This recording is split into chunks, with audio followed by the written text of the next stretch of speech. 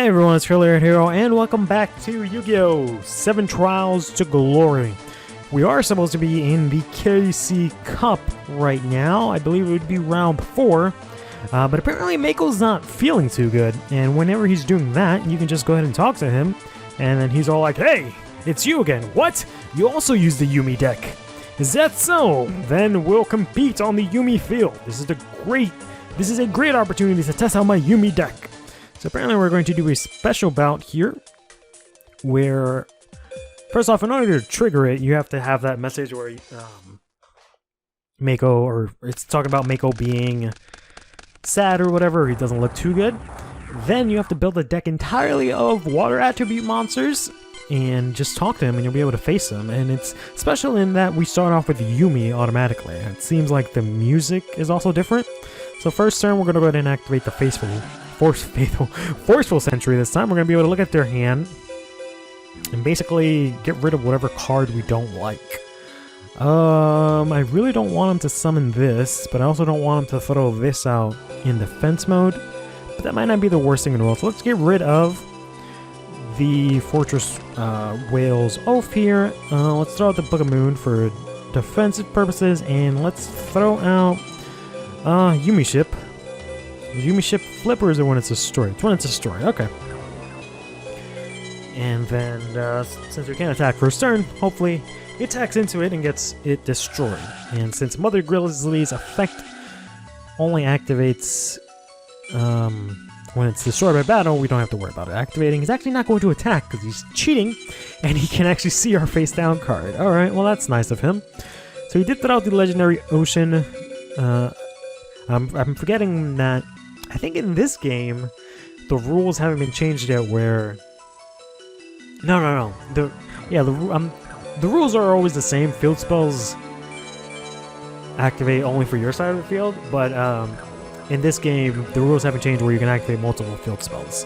So when I do get my own Legendary Ocean or something like that, I will end up destroying his. Would have been nice if it was just the effect was on the field to begin with, but in any case, we're going to go ahead and throw out, Gagagigo. Or Gagagigo. Here. And attack with another Grizzly, get him to activate his effect, which fine, doesn't matter. This was pretty interesting development. I wasn't expecting to doing this. I didn't even know they had this in the game. So I am, for the most part, pretty pleasantly surprised with that, because I was talking last time how I wasn't really sure what to do with this game because it wasn't really giving me a lot in terms of I don't want to say content, but basically the game doesn't really provide me much to work with. It's okay from the standpoint of it being like a Yu-Gi-Oh game, you know, if that was what I was into, if I was really into really old Yu-Gi-Oh, that wouldn't be half bad, but it's, you know, outdated Yu-Gi-Oh, and if maybe this were somewhere in like the 5Ds era where there were a lot more sort of diverse sets of cards that do a lot more different effects, maybe it wouldn't be too bad to play this kind of game, or it's just like a championship series and you're just competing against other players. But since it's, you know, super early Yu-Gi-Oh, there's not really much I can do except just throw out big monsters and attack to the face. Like, I'm not saying that early Yu is trash or anything, it's just given the limited card set, there's not, you know, too much that I can really do. So to focus an entire YouTube series or anything like that around that, it's a little bit difficult. But there are other games in the series that kind of fix that by providing you a story mode. So I'm going to try focusing on those more. And I did say that I was going to jump over to the DS era games. I might take another little detour. And actually, I forgot I wanted to play Refresh. I don't know what the name of that game is. Something of Destruction, which is a game similar to the Sacred Cards. Yu-Gi-Oh! The Sacred Cards that we played through, which is just a Yu-Gi-Oh! Game that's all story-based, or it's all mainly story. You can still randomly duel people, but the main point of it is to, you know, play the story. And it doesn't necessarily, wow, it actually has a match? Okay, I thought it was just the one and done kind of deal. It's kind of thing where it was mainly you focus on the story instead of it being sort of arcadey like all of these other ones were. And I really want to try and play that, except the problem with it being that that game is kind of a pain in the ass for multiple different reasons. Go ahead and activate Nobleman of Extermination here. And he's gonna remove his torrential tribute as well with any other copies he has. We don't really have too much that we can do here, so let's throw out the giant red sea snake here with 2,000 attack and attack his face down, which is probably gonna be maybe a Maiden Aqua, maybe a Penguin Soldier, probably Mother Grizzly. Nope, it's gonna be Amphibious Baruff Mark 15, I think it's called. Yeah, the problems I have with the Refresh of Destruction is, aside from me not being able to say the name, there's this weird thing where they have this sort of like this counter that goes across the screen every single turn, and the reason for that being is that since the way they structure the engine is different from these games, they don't really have in Sacred Cards at the very least, the engine doesn't let you, for example, chain effects to cards or anything like that. It automatically activates cards. So if you have, for example, a trap pull or something face down, you don't get to choose when trap pull activates. It'll just automatically activate whenever the condition is met. So it just goes and, you know, activates the first time around, which is pretty cool because it almost in essence creates a whole brand new Yu-Gi-Oh kind of game, right? And on top of that, they also changed a lot of the cards in that game. So for example, a lot of the fusion monsters that you usually don't ever see because they're fusion monsters and they're really difficult to summon, they've actually went ahead and changed those into just normal monsters that you can summon. Some of them are still level 5 and stuff like that, which makes it a little bit difficult. But for the most part, you know, you can just play random cards and it's just really fun. You don't have to worry about these cool designs and stuff being locked behind, you know, the fusion mechanic that was not very well, not done very well, or not supported very well early on, right? So you don't have to worry about that kind of stuff.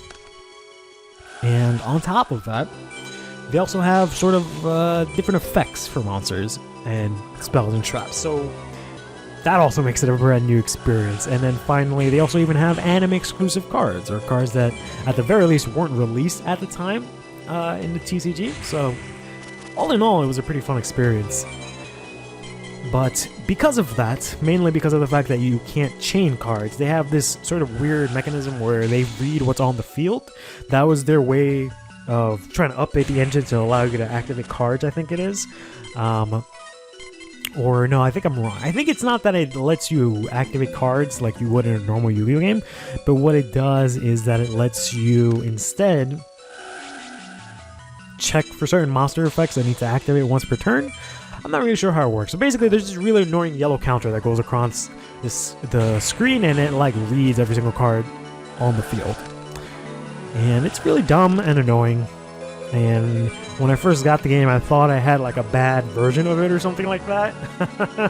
But no, that's just apparently how it is for all versions. But aside from that, I'm guessing after some videos of that coming out, you know, most people will just get used to it and just let it be what it is. But then there's also the fact that the game is supposedly ridiculously hard, which is going to be pretty interesting. Hard in that it is just really unfair. And I think it also requires like a lot of grinding, perhaps. So we're going to try and see how that works out. I'm really not a big fan of grinding, but I can always, you know, do what I usually do, be it either putting in cheat codes or putting in the extra time if I can't find any of that, just to make things a little bit easier. I don't cheat for the sake of, you know, just cheating. I just cheat for the sake of making it easier to play, you know?